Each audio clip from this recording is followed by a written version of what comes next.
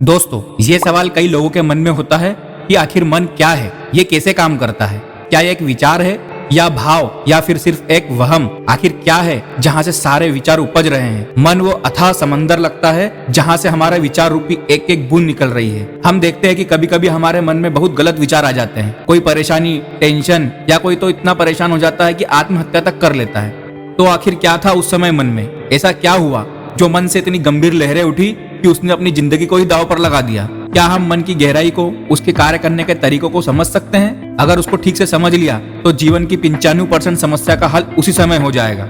सोचो, जिस नल से पानी निकल रहा है उसी को बंद कर दे तो पानी का रिसाव नहीं होगा। क्या हम मन को स्थिर रख सकते हैं, उसके विचारों पर नियंत्रण रख सकते हैं? इसके लिए हमें पहले मन को पूरी तरह समझना होगा। आइए जानते हैं कि ये मन क्या है और कैसे काम करता है। हमारा मन दो तरह से काम करता है। एक तो वो जो बाहरी चीज देखता है और फिर निर्णय लेता है, और दूसरा हम खुद जो सोचते हैं उस पे वो अपनी राय देता है। अब उसकी राय ये निजी नहीं होती, ये मन के विचार नहीं है। होता यह है कि कोई बात बरसों से हमारे दिमाग के किसी कोने में छुपी होती है, जिसपे शायद हमने ध्यान भी नहीं दिया था। अब जब वो परिस्थिति हमारे सामने आती है तो मन तुरंत उस पर विचार करता है और उस विचार को हमारे सामने ले आता है और हमारी बुद्धि पर हावी हो जाता है।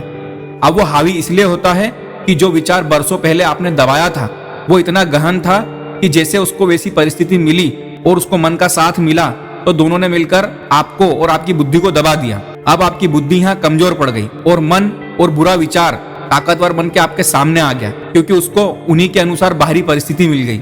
और इस प्रकार मन आपके ऊपर हैवी हो जाता है और उसी के अनुसार आपसे काम करवा लेता है। अब जब बाहरी परिस्थितियां बदलती है तो आपकी बुद्धि को आपका साथ मिल जाता है और ये मन फिर कमजोर हो जाता है। यही इसके काम करने का तरीका है।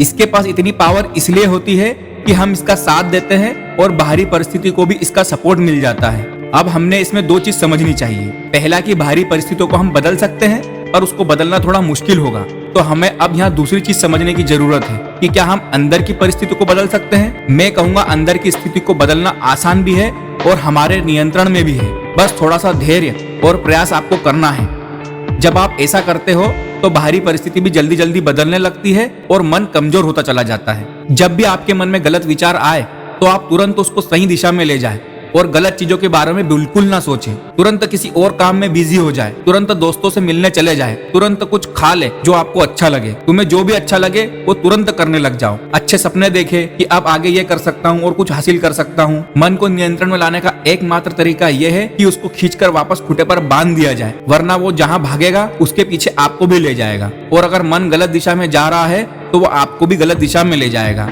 आपको खुद को और मन को दोनों को अलग अलग समझना होगा, तभी आप उससे बात कर पाओगे या उसको नियंत्रण में ला पाओगे। नहीं तो जीवन भर आपको ये भटकाता रहेगा। मैं कहूंगा कि बस आपको थोड़ी सी प्रैक्टिस करना है। बाहरी व्यक्ति से तो लड़ सकते हो और वो लड़ाई भी अनंत है, क्योंकि वो कई लोगों से हो सकती है, पर हमारे मन की लड़ाई सिर्फ मन से ही होती है। उससे लड़ लो, हिट बन जाओ या उसको समझा लो प्यार से, अगर वो समझ जाए तो। पर कैसे भी करके मन को समझ के उसको तुरंत वापस लाओ और उसको सिर्फ और सिर्फ सही कामों में लगाओ। एक काम करना है, जब भी कोई ऐसी परिस्थिति आए और मन भागे तो उसको वापस लाना और खुद से कहना, अब सोचना ही नहीं उस बारे में। जो चीज अभी सामने है ही नहीं उसके बारे में क्या सोचना, जब सामना होगा तब देखेंगे। चल मन वापस आ, फिर देखो कमाल। और ये मेरे अनुभव से बोल रहा हूँ, मैंने इसको ट्राई किया है, मैंने महसूस किया है। मैं मेरे मन से भी ऐसे ही काम करवाता हूँ, यकीन मानिए। मैंने ये सब किसी किताब में पढ़कर नहीं बोला है, मुझे खुद अनुभव हुआ है। जैसे ओशो बोलते हैं कि जानो मानो मत। इसलिए आप भी एक बार मन के साथ ये क्रिया करके देखें और फिर मुझे कमेंट्स में बताना कि कुछ हुआ या नहीं। तुम कर सकते हो और जरूर होगा। धन्यवाद।